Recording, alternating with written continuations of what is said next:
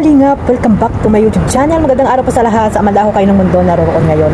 At ito nga guys, no, at sino sa part na ito ang talagang pinaiyak po ng ating baby Beyonce sa kanyang kaarawan, mga Kalingap. Sa unang pagbaba niya pa lang ay talagang makikitaan mo talaga si baby Beyonce na talagang napakalaki po ng pinagbago po dito sa Team Kalingap. At ayan nga, no, 18 years old na si Beyonce na talagang super duper na napakaganda, no?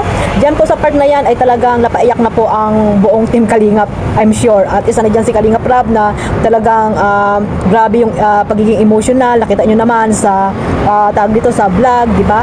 At talagang pati mga viewers na alam ko na talagang maantig po sa pagbaba ni baby Beyonce dito sa part na ito ng upload ni Kalingap Rab nung birthday niya.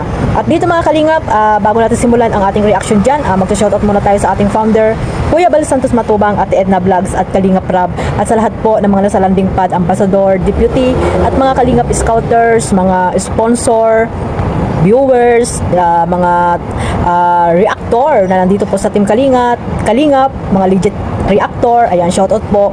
Mga OFW na walang sawang sumusuporta po sa aking maliit na YouTube channel, at syempre sa buong Team Kalingap, ganun din po yung mga nandyan po sa Pilipinas, at sa lahat-lahat na po ng mga viewers, lahat ng mga supporters po ng Love Team, shoutout po sa inyong lahat. At ito nga guys, no, mayroon tayong ipapakitang clip video po dito nung kaarawan po ng ating baby Beyonce. Ayan mga Kalingap, sama-sama po nating panoorin, at pagkatapos nito ay bibigyan po natin ng reaction kung paano naganap po ang birthday na ito mga Kalingap. So ayan, sama-sama po natin panoorin muna ito.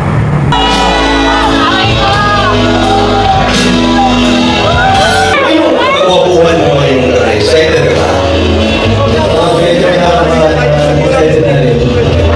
Hindi mo mo niya nakikita ang kanyang partner.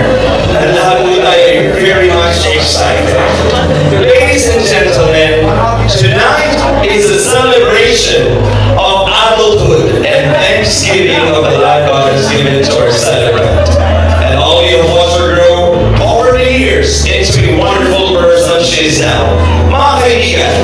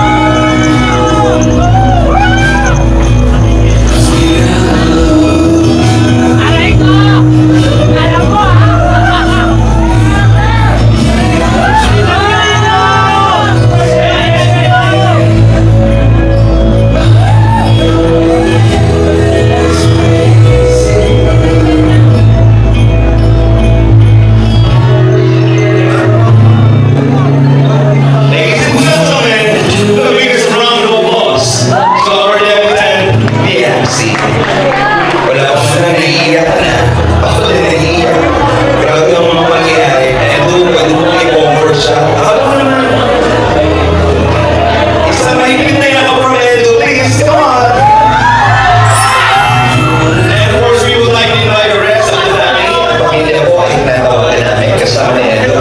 Sa isang picture, makikita pala po ang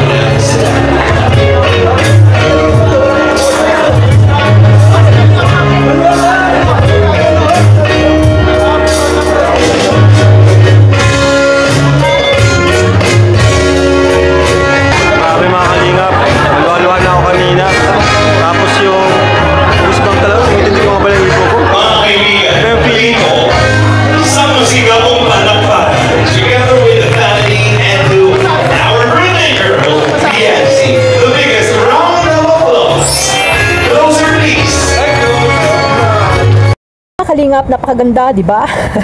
Sa talagang makikita mo ang kagandahan, talagang litaw na litaw po ang kagandahan ng ating BBBNC. Grabe mga kalingap, no? Talagang tawag dito, sino ba yung si Marimar, no? Ang Marimar ng kalingap, kamukhang kamukha talaga, no? At ayan, no, sa pagbaba niya pa lang, isa ako sa mga talagang napaluha hanggang sa matapos po ang video na yan ni Kalingap Rob ay talagang ang luha po ay hanggang ganun na lang po. At syempre, napakasaya po natin bilang isang reactor at supporters po at nagmamahal sa kay BBBNC bilang isang Kalingap Angels at nandito tayo sa Kalingap. Syempre, mahal-mahal natin po ang lahat ng mga Kalingap Angels, especially po yan, si Beyonce, si Carla at iba pa pong mga Kalingap Angels ay ating mahal yan kasi nga ay ano po, nandito po tayo sa Team Kalingap na dapat nating suportahan at mahalin, no? Sabi ko nga, protektahan sila sa mga basher, mga Kalingap. At ito nga, no, yun, ang unang part 1, no? May part 2, part 3 pa siguro yan, mga Kalingap, kasi napakahaba po ng party na yan ni BBBNC at ang pagkakaalam ko ay madaling araw na po natapos ang party na yan. Kaya sigurado ay lahat po yan ay talagang tinunan ni Kalingap Rob para po wala po tayong mamiss, no? Kahit hindi po tayo naka-actual na nakapanood ng birthday na yan ay sa video upload po ni Kalingap Rob ay mapapanood po natin ang birthday ng ating BBBNC. Kaya ayan, no, mag-ano na po tayo, tune in at abangan po natin ang iba pang mga kaganapan dito sa kaarawan ng ating BBBNC. At dito nga mga Kalingap, no, yung sabi ko nga pagbaba pa lang, napakaganda na po mga Kalingap, wala na akong masabi na napakaganda. Grabe, sigawan ang mga nandoon, di ba mga Kalingap? At ayun, napapaluha yung iba. Siyempre sa nangyaring kay BBBNC natin na talagang malaki po talaga ang mga pinagbago ng mga Kalingap Angels. Lalo na po pag nandito ka sa Team Kalingap kay Kalingap Rob ay talagang mararanasan mo yung mga ganyang party, no?